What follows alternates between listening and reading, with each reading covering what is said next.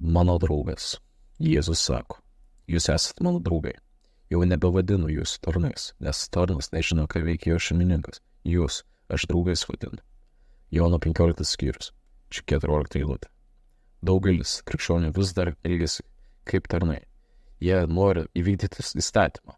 Jie tiksliai kreipia dėmesį į tai, kas yra teisingai ir ką Dievas įvardijo kaip nuodėmę.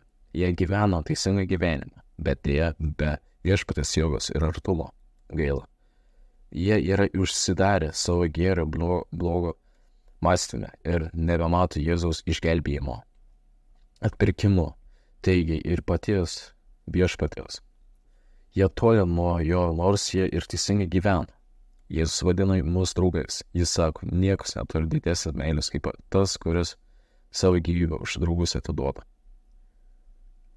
Jėzus iš meilės atidavė savo gyvybę už mus, kad išpirktų mus iš visokios vergystės ir kaltės.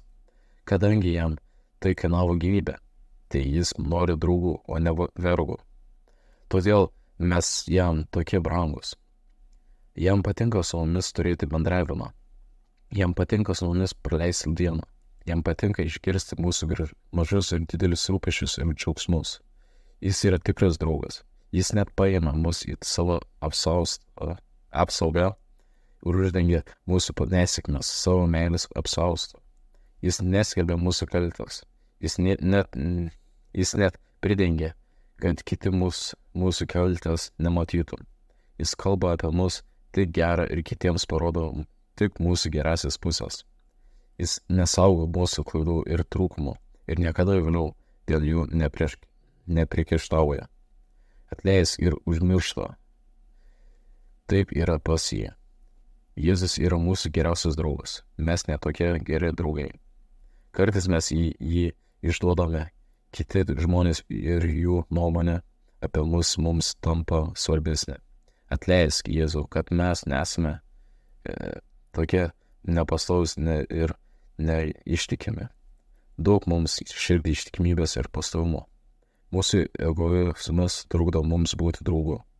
Mes iš tiesų neįstengiame. Tikra draugystė čia retas atvejis. Bet Jėzus nori mums padėti, tapti draugu. Jo dvasia nori vis daugiau paimti mus savo nuosavybę, vis labiau užvaldyti mūsų mąstymo, jutimus ir ilgesį, kad mes galėtume būti draugu kitiems ir taip pat Jėzui. Ateik, šventoji dvasia, padaryk mane draugu. Ačiū Jėzau, tu esi mano draugas. Tu niekada man nelinki pikto ir neatlygini man pagal mano kaltę.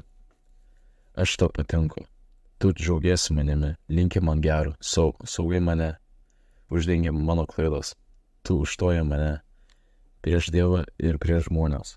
Koks tu geras, aš noriu būti tavo draugu, taip kaip tu esi mano draugas. Amen.